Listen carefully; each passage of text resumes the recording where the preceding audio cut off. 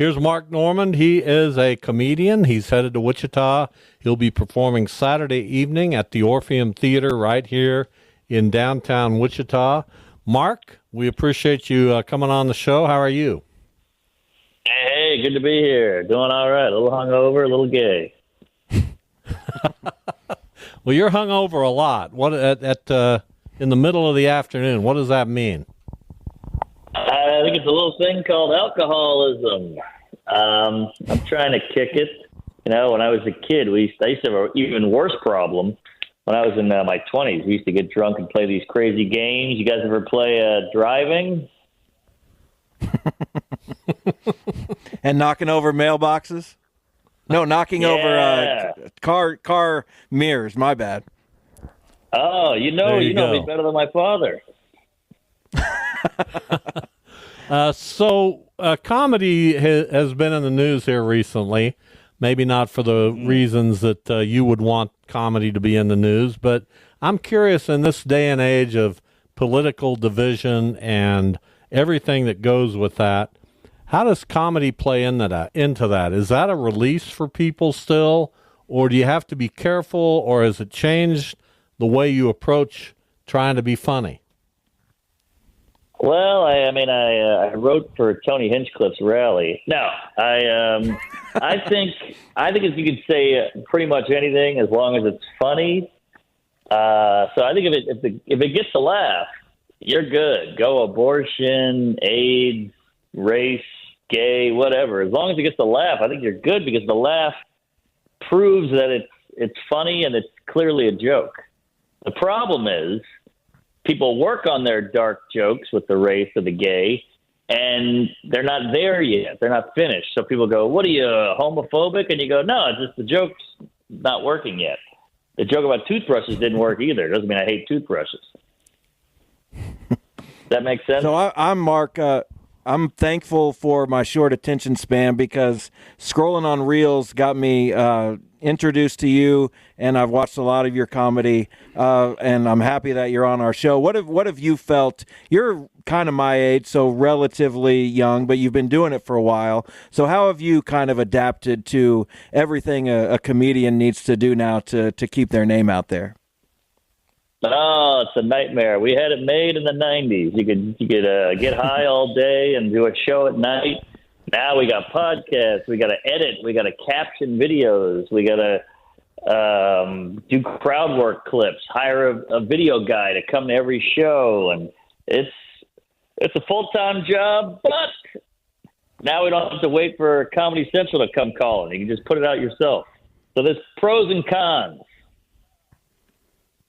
I'm Go ahead. That was it. That was just a Star Trek joke.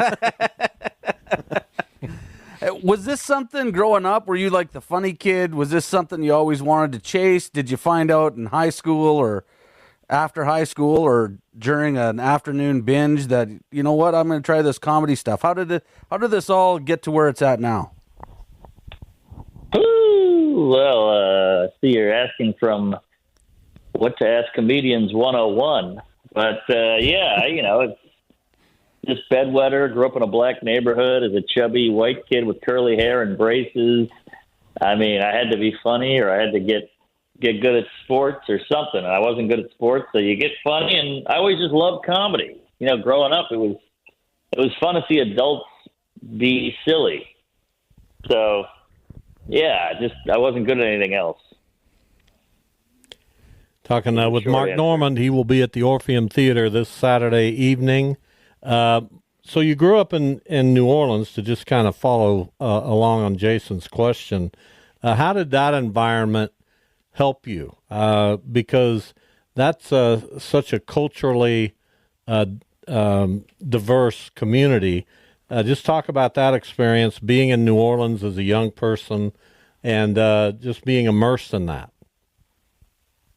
Well, I grew up right outside the French Quarter in a dilapidated mansion, and I had a transvestite nanny. We had a bed and breakfast in our house, so we had all these weirdos come and stay with us. So yeah, it was a very weird, eclectic childhood. I guess it made me have to adapt to random people staying in my house, and we had to cook them breakfast. It was pretty brutal, but yeah, that'll make you funny. I think it was mostly the bedwetting or the molestation. Sounds like an episode of American Horror Story to me, but what do I know? Hey, Jeff? you got that right. They shot a few episodes Do you of that like- around my house too. We did have some one-on-one questions, but I've seen interviews with you on television. Do you like doing these things? Is this something that interests you at all? Do you like talking to people you've never met? I think you're a bit of maybe an introvert naturally. How do you feel about all this? Well, the toughest part is I got to do what you call a meet and greet after the shows, and all these people want to say nice things to you, and I can't take a compliment to save my life. So that's tough. People go, hey, you got me through COVID. Hey, my dad died, and you helped me out with the joke. So I never know what to say. But I appreciate every fan. I can't believe anybody was coming to my show, and it is very strange, though. That's the hard part, is the meeting people. Because you think, hey, I'll write some jokes. I'll tell some jokes, and then people want to hang out with you and have you sleep with their wife. I don't mean this to be too general, but do you remember your first really good joke that you felt was good? Maybe even, I don't know how much the laughter would have been there, but I've watched you a lot, and I'm noticing how good your joke writing is, and I don't know if a lot of people notice that, if that's easy to spot or not. But when did you kind of feel like you were getting a lot better at that? Well, joke writing stuff, it goes in and out, but I appreciate it. I guess you just... Yeah, sorry for the compliment. No problem. For me, it's just tell a joke, doesn't get a laugh, rewrite it, tell it again, gets a little bit of laugh, tweak it, and then gets a big laugh, and I go, all right, I got it. So I don't even know if I'm that great of a writer. I just keep changing the joke until it gets a big laugh. I keep it pretty simple there.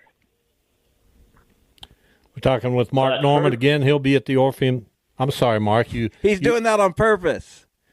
No, he's that was delaying I on remember purpose. my first joke. Okay.